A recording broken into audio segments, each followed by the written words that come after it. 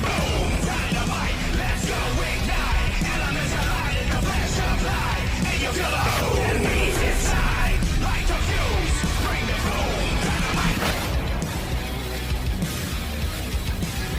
up, everybody? This is Michael Davis, your Black, the Professor of Women Wrestling. Welcome to my review of our Women Wrestling Season 3, Episode 22, right here on the PW Hustle Dome. Now, today is Valentine's Day, and of course, I'm wearing this shirt because it's also the day that Captain America Brave New World comes out. And all I gotta say is, prepare for heartbreak if you're a Captain America fan, because I've seen the reviews of this movie and looks like it's not gonna be that good. You know, I'm afraid how it could happen because so many reshoots, so many like rewrites of this movie. Hell, South freaking Wong was supposed to be in the movie, but he got taken out. So you know it's gonna be bad if you're not gonna have the visionary, revolutionary South freaking Wong not gonna be in the movie. So that's gonna suck. So yeah, I've seen a lot of reviews, not very good, and hopefully they bounce back with this Daredevil Born Again series that's gonna be happening March 4th. And I will be watching that. Oh my God, who the hell cares?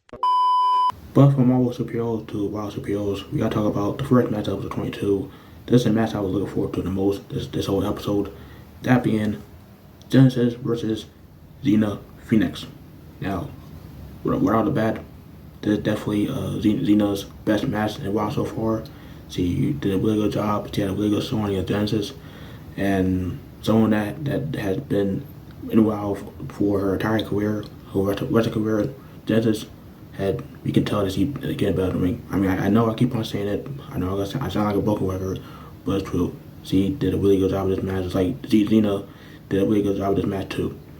But at the start of the match, you have Chella would tie up Xena quickly trying to like just grapple Genesis, and Genesis trying to like get out of the ring, trying to like, get like, you know, pull like fall back, and he tells like, hey, she's really good, and she started to shake her hand, and so I respect you, you know, shake my hand, but she kicks her in the leg, and both of them start trading kicks to the leg, and it was a really good back and forth the whole match. At one point you had Xena with the fireman's carry position, but Genesis counters it with a sidekick, right to the face. And at one point you had Genesis just like choking out on the ropes and kicking right in the face, and he does a little pose on the apron. I thought it was cute. But leading up to the gold closing month matchup, you have Xena countering Genesis counter attack with a sunset flip, and Genesis kicks out by clipping her legs, her heels, to the back of the head of Xena, because her arms were trapped on the mat by Xena, because Xena literally had her legs wrapped her arms, so she couldn't kick out, so you had to click her heels to the back of the head, and that would cause the pinfall kick out. After the series of arm drags, we see Xena put in Genesis in the fireman's carry position, but Genesis counters it and puts her in a fireman's carry position, and then Xena Phoenix counters it by wrapping her body around Genesis and putting a rear naked choke on Genesis. Genesis is struggling to get out of it, but he rams Xena on the back on her back to the corner, and Genesis gets her off of her as he puts her in a full nuzzle position, hits her with a full nuzzle slam. 1, 2, 3, and Genesis gives Xena Phoenix her first loss in a while, and I thought Xena gonna go for a lengthy undefeated streak in her first year in a while, but I'm surprised. I mean, I'm not really surprised, but because it's Genesis. If you didn't have Genesis beat Xena here, I'd be really upset. But I'm glad that Genesis gave Xena her first loss, and it was a really good match, really good showing from both Genesis and Xena. But the more you mess around, the more you find out, and Xena Phoenix found out the hard way as he lost to Genesis. And of course, after the match, Genesis cuts a promo talking about, hey, David, I see why you brought Xena in. She's very good, but she made one crucial mistake. She decided to pick a fight with me, and unlike the Phoenix, I don't think she's gonna be coming back anytime soon. Now I got my sights elsewhere, after being gained up on by the tag team, the Battle Royal, and causing me to go out with championship.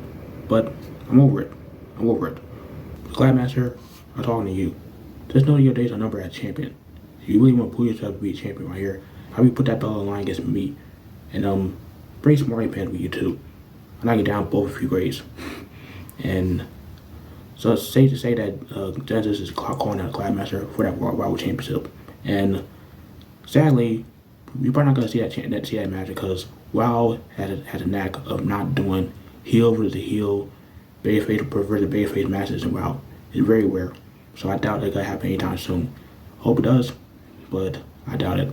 And we see Gladmaster and Mr. Matt Smart wear smarty pants, getting probably crap her pants by seeing Genesis calling out her champion. And to the point that she kicks out the cameraman that was in her locker room. So yeah, Genesis calling out Gladmaster. Will that match happen? Hopefully, but I doubt it. And then the second matchup, we have the Mighty Mice Signature Spies taking on the random team in Fury and Miranda Mirage. And of course, they are accompanied by Simon the Voodoo. Like, what are we doing for Fury? Like, again, I don't know how many times I gotta come on here and say it. Fury deserves better. Like, she should be booked better. Like, one minute she's the face, and then the next minute she's a heel. She team up with heels. One minute she team up with Sylvia Sanchez, and that minute she team up with Miranda Mirage, some random odd tag team that I don't really care about. I really didn't care about this match to begin with. Like, we knew that the Mighty Mighty gonna lose. No offense to them, because they've been booked like not like crap for a while now, and like it sucks because the Mighty Mice are a good tag team. They are fun. They are a fun, charismatic tag team, and again booked like crap, and being get beat by this mix-up tag team that will only be created by like if the WWE was booking this, like it's really ridiculous. But long story short, Fury gets the win by pinning Sugar with the Flight of Fury, was basically the wing clipper from Angel Gaza, and Fury and Miranda Mirage get the win. And yeah, hopefully we see more of Fury in singles light, because see, this is the same person that said, "Oh, I gotta be going solo. Like, I'm the only heavy metal sister," and yet she's in tag team matches every week. Like every time she's on TV. Like, can we do something with Fury, please? We go backstage and we see Simply Schools, which by the way has done a really good job as a backstage interviewer for a while, ever since she debuted. Having her do backstage interviews for a while has been night touch, and she's backstage with visits Veronica VaRoom, and she has to work for Pat Riley, her opponent, next in the semi-main event, and she basically just says, "I got jam her face all over the mat." She's been a little fun athlete, team spirit, more like team broken spirit, having Coach Cabelli along with two new besties in top tier with the trio championships, and Charlotte Sparks nowhere to be found. So after night, she's gonna be more lonelier than she already is. So again, Veronica VaRoom, she's been in WoW for like a short period of time, like a cup of coffee. Her charisma, her mic skills they getting up there. So I give her that. So it was a nice, good promo here from Veronica VaRoom, but her promo after the match was a lot better in my opinion. Speaking of Pat Riley, she's backstage with Chainsaw. Had Chainsaw give her a doll as a gift, and it looks resembles Pat Riley with the hair and all that. But she also showed her a video from the camcorder. We don't know what she's looking at, but by the looks of Pat Riley's face and Chainsaw's reaction, we know it's pretty serious. So we don't know what they seeing or what they saw, but probably be addressed in the upcoming weeks a while, and if not, then what was the point?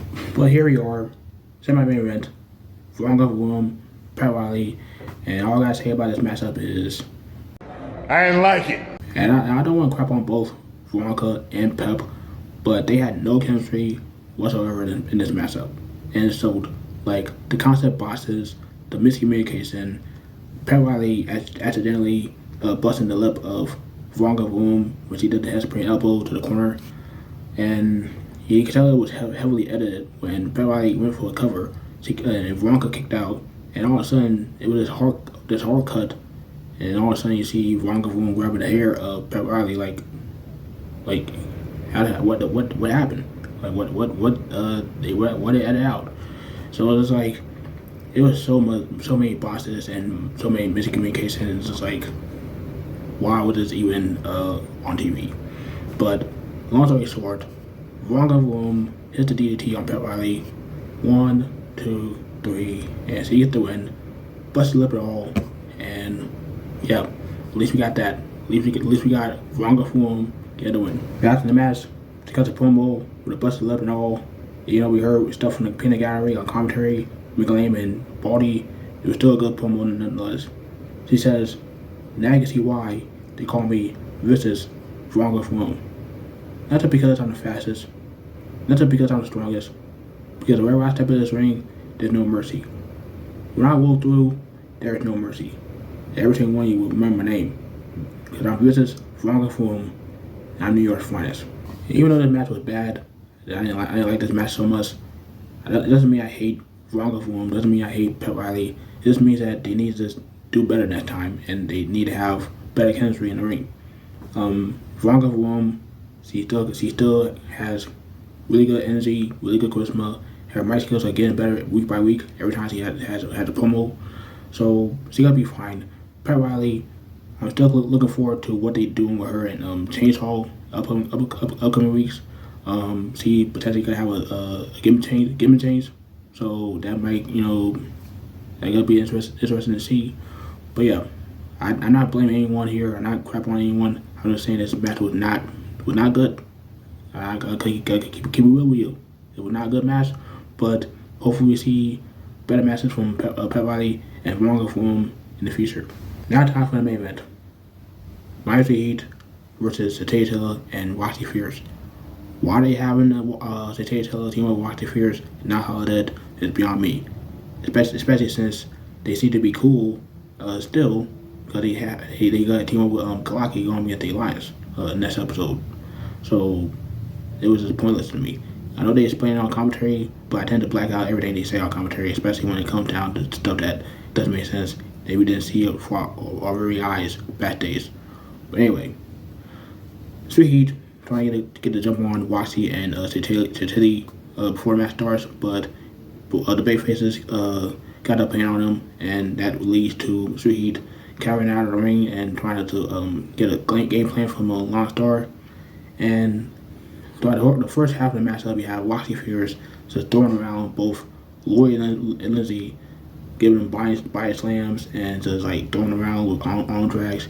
They were just up. The Bayfaces were up early on, to the point that you have Chella in the ring with Lindsay, and Chella attacking the leg of Linz, and just give her like a couple of submissions on like Achilles leg lock and half Boston crab, and Lindsay got the kind of way to get out of it when she counters the second splash from Chella and tags in her sister.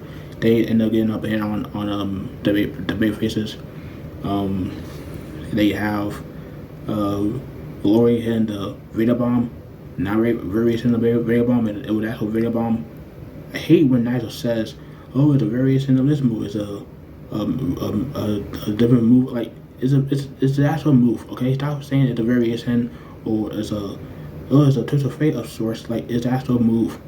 All right, that move that Lori did was the actual Veda Bomb. Like, knock it off. But anyway, the little nitpick I have, but later on in the matchup, Lori tried to do the Veda Bomb again, but Chella counted this time and tagging Roxxy Fierce.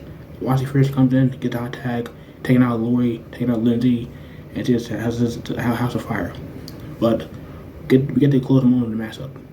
We see Chella hitting the round kick to Linz, and then Lori out of nowhere hitting a huge big boot to Chella, knock her out of the ring, and at least Roxxy Fierce all alone.